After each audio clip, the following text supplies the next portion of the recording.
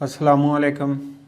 आज हम लोग पढ़ेंगे प्रोजेक्टाइल मोशन का पार्ट नंबर 2 है। और पार्ट नंबर 2 में हम प्रोजेक्टाइल को ग्राउंड से प्रोजेक्ट करेंगे और वो ग्राउंड के साथ सर्टन एंगल बनाएगा। तो जो इस लेक्चर की हमारी एम्स हैं उसमें सबसे पहले तो हम ये प्रूव करेंगे कि प्रोजेक्टाइल मोशन जो है वो 2 डायमेंशनल मोशन है। उसके बाद हम इसके जो दोनों मोशन है हॉरिजॉन्टल और वर्टिकल मोशन, उनको अलग अलग करके सेपरेट स्टडी करेंगे और उनकी प्रॉपर्टीज़ को इन्वेस्टिगेट करेंगे। मींस के हम लोग हॉरिजॉन्टल मोशन और वर्टिकल मोशन को इंडिविजुअली स्टडी करेंगे। और लास्ट हमारी एम जो है वो हम प्रोजेक्टाइल की वेलोसिटी कैलकुलेट करेंगे, उसका मैग्नीट्यूड और उसकी डायरेक्शन को हम लोग कैलकुलेट करेंगे। तो इस तरह से हमारा पार्ट नंबर 2 जो है ये कंप्लीट होगा। और उसके बाद हम कुछ और प्रॉपर्टीज़ रह जाएंगी प्रोजेक्टाइल मोशन की, तो उनको लेक्चर नंबर 3 में देखेंगे। तो चलें आज का टॉपिक स्टार्ट करते हैं और हम प्रोजेक्टाइल की वेलोसिटी को कैलकुलेट करते हैं जब प्रोजेक्टाइल को सर्टन एंगल से थ्रो किया जा रहा है।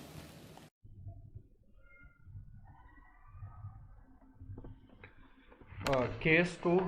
तो केस 2 में ये हमारी लेक्चर एम्स हैं, तो हम स्टार्ट करते हैं इस लेक्चर को। तो अब प्रोजेक्टाइल को हम लोग प्रोजेक्ट कर रहे हैं ग्राउंड से। तो ज़मीन पे खड़े होके इसको प्रोजेक्ट कर रहे हैं और इसकी सपोज जो इनिशियल वेलोसिटी है वो क्या है हमारे पास, वी आई इसकी इनिशियल वेलोसिटी है।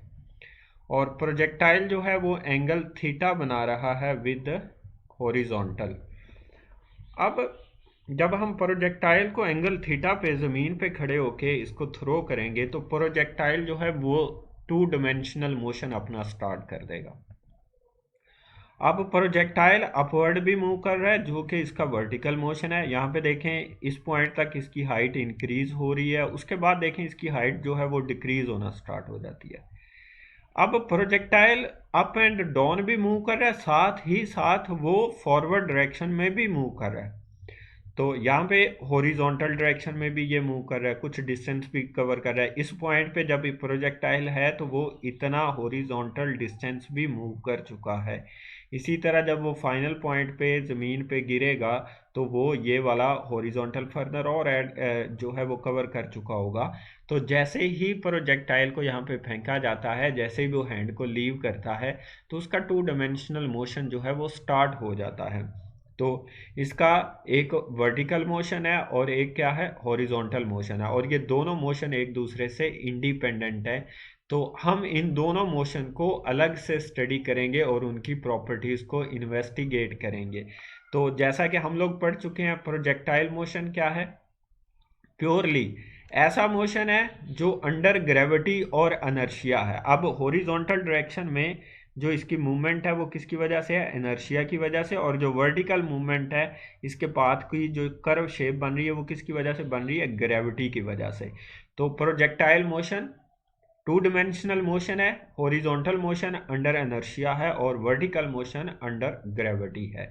तो अब हम इसके दोनों मोशन जो हैं उनको अलग से रिजॉल्व करते हैं और उसकी प्रॉपर्टीज़ को यहाँ पे हम लोग इन्वेस्टिगेट करते हैं।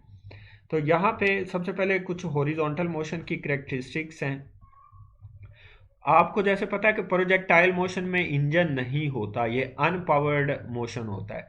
तो इस वजह से जो हॉरिजॉन्टल डायरेक्शन में इसके ऊपर फोर्स अमल करती है वो सिर्फ कौन सी है, एयर फ्रिक्शन होती है। और एयर फ्रिक्शन प्रोजेक्टाइल मोशन में जो है वो इग्नोर कर दी जाती है। तो इस वजह से हॉरिजॉन्टल फोर्स क्या है, ज़ीरो। प्रोजेक्टाइल मोशन में हॉरिजॉन्टल फोर्स ज़ीरो है क्योंकि एयर फ्रिक्शन क्या है, इग्नोर की हुई है। According to Newton second law of motion, अब एफ एक्स किसके एफ एक्स प्रोपोर्शनल है या फोर्स प्रोपोर्शनल होती है एक्सेलरेशन के। अब हॉरिजॉन्टल एक्सेलरेशन क्या है, ज़ीरो है क्योंकि हॉरिजॉन्टल डायरेक्शन में कोई फोर्स अमल नहीं कर रही। तो हॉरिजॉन्टल फोर्स भी प्रोजेक्टाइल की ज़ीरो होती है और हॉरिजॉन्टल एक्सेलरेशन भी क्या होता है, ज़ीरो। तो अगर हॉरिजॉन्टल एक्सेलरेशन ज़ीरो है तो इसका मीनिंग क्या है, वी आई एक्स किसके इक्वल है, वी एफ एक्स के, और ये कांस्टेंट है। इनिशियल हॉरिजॉन्टल वेलोसिटी और फाइनल हॉरिजॉन्टल वेलोसिटी कांस्टेंट है, तो ये हमारे पास था हॉरिजॉन्टल मोशन। तो horizontal motion under zero force है, उसके ऊपर कोई फोर्स एक्ट नहीं करती और विद जीरो एक्सेलरेशन है। हॉरिजॉन्टल मोशन में कोई एक्सेलरेशन नहीं होता। उसकी रीजन क्या है? क्योंकि फोर्स क्या होती है? जीरो होती है हॉरिजॉन्टल, इस वजह से एक्सेलरेशन जीरो। और इनिशियल और फाइनल वेलोसिटीज कांस्टेंट होती हैं क्योंकि एक्सेलरेशन नहीं होता, इस वजह से वेलोसिटीज क्या हैं? वो कांस्टेंट रहती हैं। अब हमने इनिशियल और फाइनल वेलोसिटी की जो डायरेक्शंस हैं, वैल्यू है, वो कैलकुलेट करनी है। तो यहाँ पे देखें, सपोज जब प्रोजेक्टाइल को थ्रो किया गया तो उसकी इनिशियल वेलोसिटी क्या है? वी आई। यहाँ पे देखें वी आई इनिशियल वेलोसिटी है। अब हम इस वेलोसिटी को इसके कंपोनेंट्स में रिजॉल्व करते हैं। ये नॉर्मल ड्रॉ किया तो ये इसका क्या बन गया हमारे पास? Horizontal component. और ये वेलोसिटी का क्या आ गया? Vertical component. आप यहाँ पे अलग से भी डायग्राम प्लॉट कर सकते हैं। ये वेलोसिटी थी प्रोजेक्टाइल की, हमने इस वेलोसिटी को रिजॉल्व कर लिया इसके कंपोनेंट्स में। ये वी आई इसकी वेलोसिटी थी, तो यहाँ पे ये एंगल थीटा बना रहा है विद हॉरिजॉन्टल। तो यहाँ पे ये क्या है? वी वाई है, वाई कंपोनेंट वेलोसिटी का, और ये क्या है? वी एक्स है। तो अब यहाँ पे अगर हम ट्राइंगल रूल यूज़ करेंगे तो वी एक्स किसके इक्वल आ जाएगा? वी आई कॉस थीटा के, क्योंकि बेस किसके इक्वल होती है? बेस अगर आपने कैलकुलेट करनी हो तो उसमें कॉस थीटा का फॉर्मूला लगता है। तो ये वी आई कॉस थीटा के, और ये किसके इक्वल आ जाएगी? वी आई साइन थीटा के। लेकिन अभी हम जस्ट कैलकुलेट कर रहे हैं हॉरिजॉन्टल वेलोसिटी, तो हम सिर्फ उसके ऊपर फोकस करेंगे। तो यहाँ पे वी आई एक्स और वी एफ एक्स इक्वल हैं क्योंकि कांस्टेंट रहती है वेलोसिटी हॉरिजॉन्टल, इस वजह से ये किसके इक्वल है? वी आई कॉस थीटा के। तो इनिशियल हॉरिजॉन्टल वेलोसिटी हो या फाइनल हॉरिजॉन्टल वेलोसिटी हो, वो किसके इक्वल होती है? वी आई कॉस थीटा के इक्वल होती है।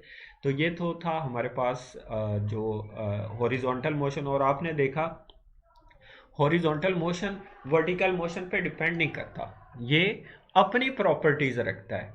इसको करवाने वाला कौन है? इसके ऊपर जो इनिशियल पुश मिली होती है इनर्शिया की वजह से है। तो इनिशियल और फाइनल हॉरिजॉन्टल वेलोसिटीज इक्वल होती हैं और उनकी वैल्यूज भी हमारे पास यहाँ पे इसके इक्वल हैं। तो यहाँ पे अगर आप लोग इस डायरेक्शन में देखेंगे तो हॉरिजॉन्टल डायरेक्शन में कोई फोर्स नहीं है, सिर्फ वर्टिकल मोशन अफेक्ट होता है, और वो भी ग्रेविटी की वजह से अफेक्ट होता है। अब चलते हैं और इन्वेस्टिगेट करते हैं हम लोग वर्टिकल मोशन को। तो अब वर्टिकल मोशन जो है वो मोशन अंडर ग्रेविटी है। अगेन यहाँ पे फिर कोई इंजन नहीं है इसके साथ, या इसके साथ कोई और चीज़ नहीं है जो इसको प्रोवाइड करती हो, कुछ भी फोर्स प्रोवाइड करती हो। तो अगेन इसकी प्रोजेक्टाइल की इनिशियल वेलोसिटी क्या है? हमारे पास वी आई है। तो हम इसका वर्टिकल मोशन इन्वेस्टिगेट करते हैं। तो पहले हम इसकी वर्टिकल इनिशियल और फाइनल वेलोसिटीज़ को कैलकुलेट करते हैं, फिर हम एक्सेलरेशन को कैलकुलेट करेंगे। तो ये वी आई है, इसको अगेन इसके कंपोनेंट्स में रिजॉल्व करेंगे। तो यहाँ पे ये देखें, ये क्या आ जाएगा? Horizontal velocity. ये क्या आ जाएगी? V I Y. तो इस डायग्राम में ये साइन थीटा के इक्वल है, वी आई साइन थीटा के। तो इसकी जो यहाँ पे वर्टिकल इनिशियल वेलोसिटी है वो क्या आ जाएगी? V I Y is equal to V I sine theta. उसके बाद अब हम यूज़ करेंगे फर्स्ट इक्वेशन ऑफ मोशन, जो क्या है? V F is equal to V I plus A T के इक्वल होती है। तो यहाँ पे हम वर्टिकल मोशन को डील कर रहे हैं तो इस वजह से वी एफ वाई लिखा है, और यहाँ पे वी आई वाई और ए वाई टी। उसके बाद वी एफ वाई अब हमने कैलकुलेट करना है। तो वी आई की हमने वी आई वाई की वैल्यू ये कैलकुलेट की, वी आई साइन थीटा। अब यहाँ पे देखें ए वाई माइनस जी के इक्वल है, ये एमसीक्यूज के लिए भी पॉइंट इंपॉर्टेंट है। अब यहाँ पे माइनस जी क्यों है? तो एक बात याद रखें कि जो इनिशियल वेलोसिटी की डायरेक्शन होती है वो पॉजिटिव होती है, बाकी कोई भी वेक्टर उसके ऑपोजिट क्या लिया जाएगा? नेगेटिव। यहाँ पे देखें इनिशियल वेलोसिटी अपवर्ड है, तो जो अपवर्ड डायरेक्शन है वो क्या है? पॉजिटिव, और उसके ऑपोजिट कोई भी डायरेक्शन क्या होगी? नेगेटिव। तो ग्रेविटी डाउनवर्ड है, तो ग्रेविटी इनिशियल वेलोसिटी के ऑपोजिट है, इस वजह से क्या है उसमें हम यहाँ पे एक्सेलरेशन को क्या लेंगे? नेगेटिव। तो वैसे भी प्रोजेक्टाइल मोशन ऐसा मोशन है जो अंडर कांस्टेंट ग्रेविटेशनल एक्सेलरेशन होता है, क्योंकि near the surface of earth यहाँ पे जी की वैल्यू 9.8 मीटर पर सेकंड स्क्वायर कांस्टेंट रहती है। इसी वजह से इसकी डेफिनेशन में ये वर्ड आता है कि projectile motion under constant gravitational acceleration है। तो यहाँ पे वर्टिकल एक्सेलरेशन माइनस जी के इक्वल है। माइनस इस वजह से ले रहे हैं क्योंकि जी की डायरेक्शन इनिशियल वेलोसिटी के अपोजिट है। तो ए वाई की वैल्यू माइनस जी और टी एज इट इज, तो ये आ जाएगी हमारे पास फाइनल वेलोसिटी। तो ये तो था इसका वर्टिकल मोशन। तो वर्टिकल मोशन अंडर ग्रेविटी है, इसके ऊपर भी ग्रेविटी के अलावा कोई और फोर्स एक्ट नहीं कर रही। फ्रिक्शन इसमें है लेकिन फ्रिक्शन को अगेन इग्नोर किया हुआ है। फ्रिक्शन तो एक्ट करती है चाहे आप हॉरिजॉन्टल मूव करें चाहे वर्टिकल, लेकिन अगेन यहाँ पे फ्रिक्शन क्या की हुई है, इग्नोर की हुई है। तो ये आ जाएगा इसका वर्टिकल मोशन। तो अब हम लोगों ने कैलकुलेट करना है इसकी जो प्रोजेक्टाइल है उसकी वेलोसिटी, और आपको उसकी वेलोसिटी हमने कैलकुलेट करनी है। तो वेलोसिटी आपको पता है वेक्टर क्वांटिटी होती है, तो वेक्टर क्वांटिटी का मैग्नीट्यूड होता है और उसकी डायरेक्शन होती है। तो हम सबसे पहले मैग्नीट्यूड कैलकुलेट करेंगे वेलोसिटी का। तो किसी भी वेक्टर का जो मैग्नीट्यूड है वो किसके इक्वल होता है, एक्स कंपोनेंट का स्केयर प्लस वाई कंपोनेंट का स्केयर। तो यहाँ पे सिर्फ फाइनल वेलोसिटीज लेंगे हम लोग, इनिशियल वेलोसिटीज को नहीं लेंगे।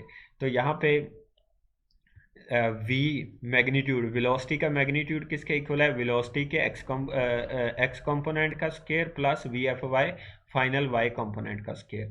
तो अब वी एफ एक्स की वैल्यू हमने कैलकुलेट की है, वो क्या आई थी, वी आई कॉस थीटा, उसका स्केयर आ गया, प्लस वी एफ वाई, अभी हमने वी एफ वाई की वैल्यू कैलकुलेट की, वो आई V I sine theta minus G T, तो इसका स्क्वायर। अगर आप इसको ओपन करना चाहते हैं तो गुड एंड वेल, अगर नहीं करना चाहते तो ये ठीक है।